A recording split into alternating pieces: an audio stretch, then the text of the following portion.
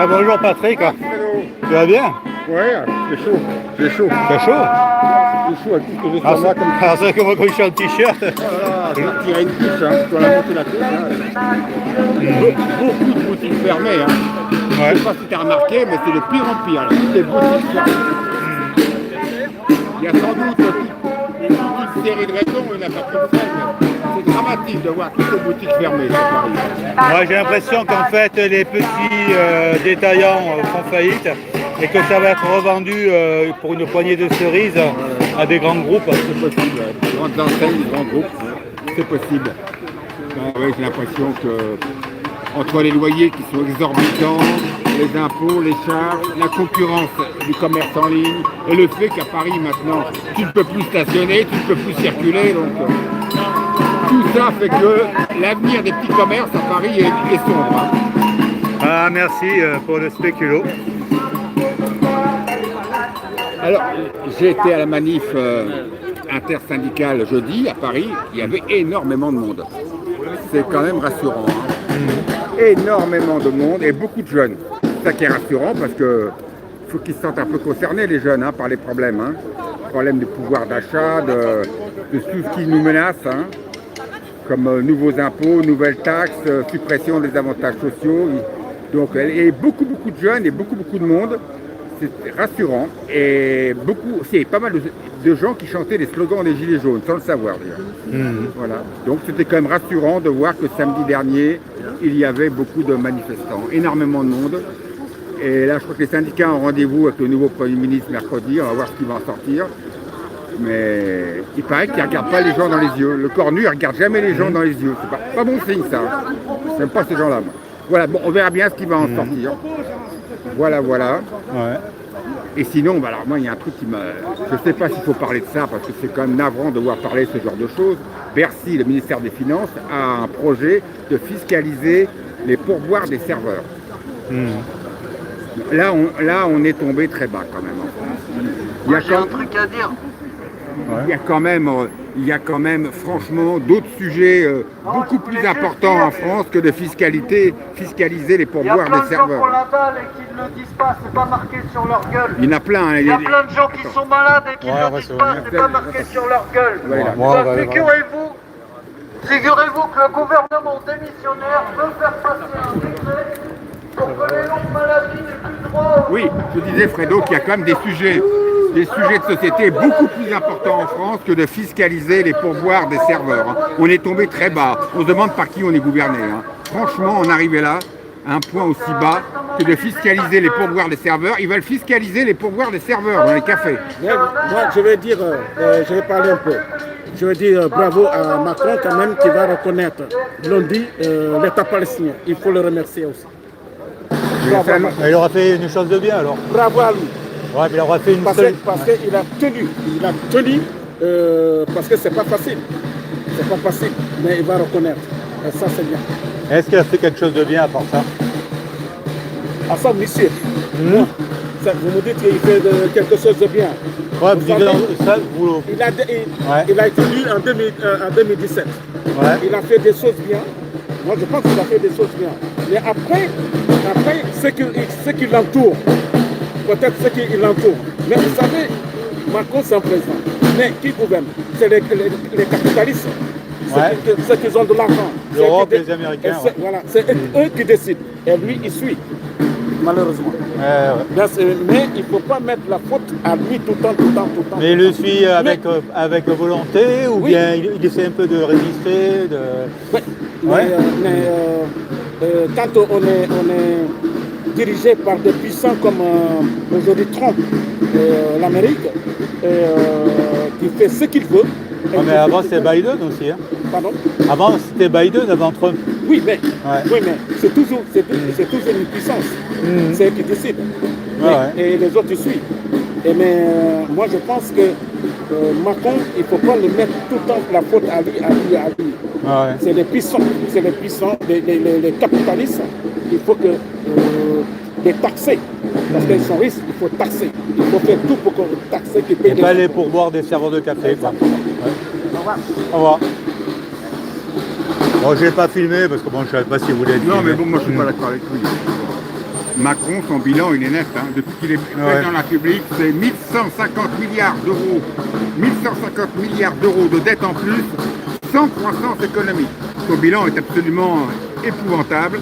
Il a dissous l'Assemblée, on ne sait pas pourquoi, personne ne lui demandait. On a une Assemblée ingouvernable. Hein. Donc, et tout se dégrade. Les problèmes de la France ne sont pas traités. Pour moi, c'est un luciférien, Macron. Je peux pas. Moi, je peux pas. Ce genre de type, je peux pas. Enfin bref, je sais plus de quoi je parlais. De quoi on parlait Tu parlais du pourboire. Ah oui, oui. Le pourboire, oui. On n'a pas autre chose à faire en France que de fiscaliser les pourboires des serveurs. En plus, ça porte sur des sommes d'argent quand même pas du tout importantes. Et si ça se trouve, c'est un impôt qui va coûter plus cher qu'il ne rapporte. Hein. Il faudra payer des fonctionnaires pour surveiller les déclarations fiscales des serveurs.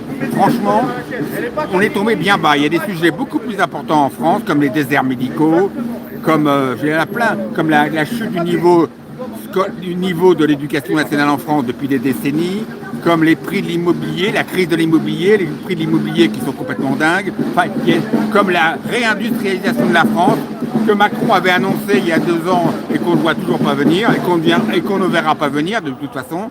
Donc, il y a des sujets beaucoup plus importants que de taxer, que de fiscaliser le pourboire des serveurs. Hein.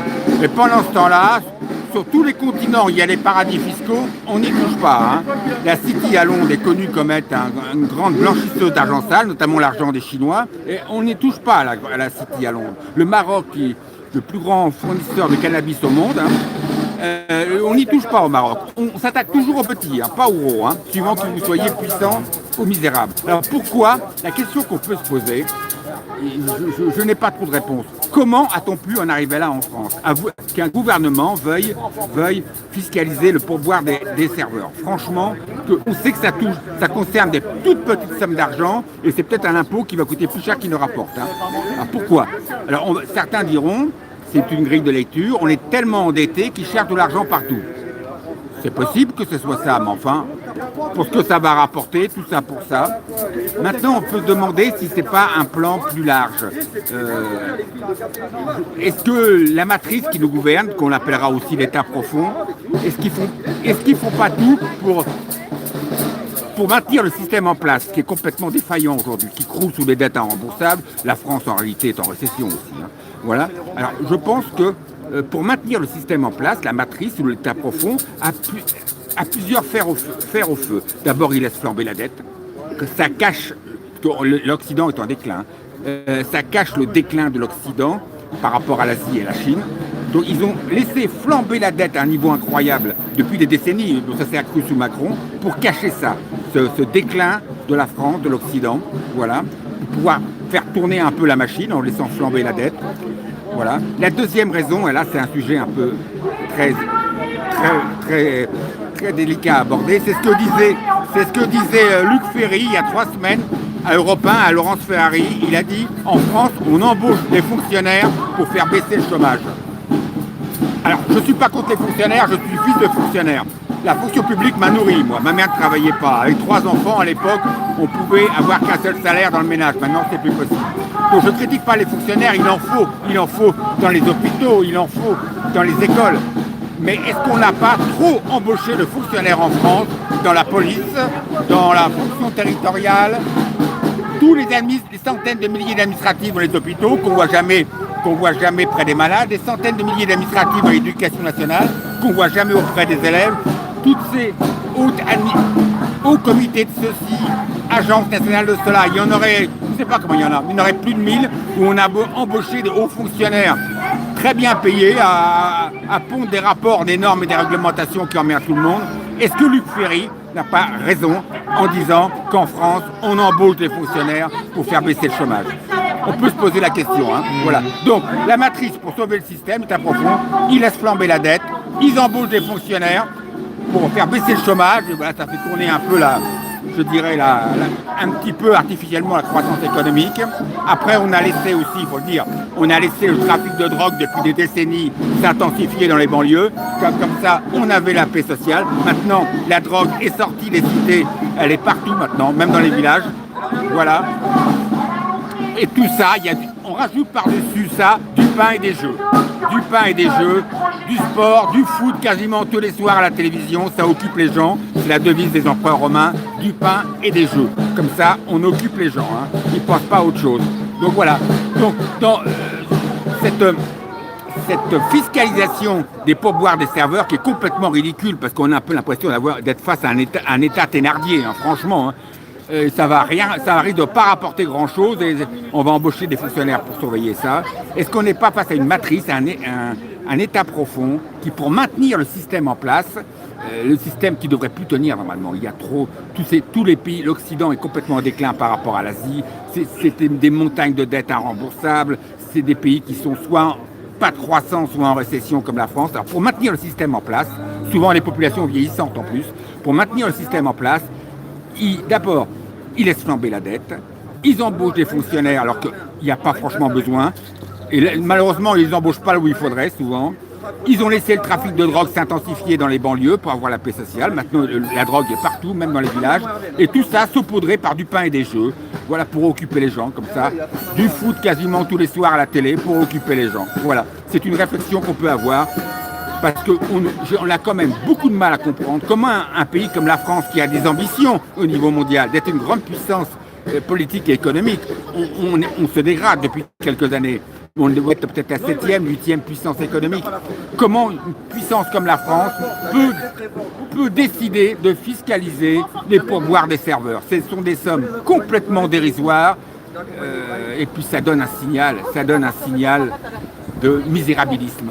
Je trouve que ça donne un signal de misérabilisme sur la France. On en est là. On en est là en 2025 en France, qu'un gouvernement veuille pour le budget 2026, c'est pas voté encore, fiscaliser les pourboires des serveurs. Ça donne une impression de misérabilisme. Hein. Voilà, très loin des grands enjeux de notre monde, hein, du déclin de l'Occident par rapport à l'Asie, très loin par exemple du fait que je t'en ai souvent parlé, que les deux grandes dernières grandes découvertes technologiques, c'est pas l'Europe qui les a inventées. Dans les années 2000, on a eu la révolution Internet qui a révolutionné nos vies, qui venait de Californie, c'est-à-dire des États-Unis. Et maintenant, on a la révolution IA qui commence, qui vient de Chine et qui vient des États-Unis. Ça ne vient pas d'Europe. Rien ne vient d'Europe. Ce qui vient d'Europe, c'est des normes, c'est des réglementations, c'est des impôts, c'est des charges et de plus en plus de la surveillance de la population. Voilà ce que j'avais à dire. Chacun y pensera ce qu'il voudra. Mais enfin, tout ça donne une impression de misérabilisme sur la France. Hein. Franchement, on arrivait là. Qui aurait cru ça il y a quelques années? Hein. C'est pas réjouissant. Ben, merci. Merci Fredo. Pour ces propos durs mais justes.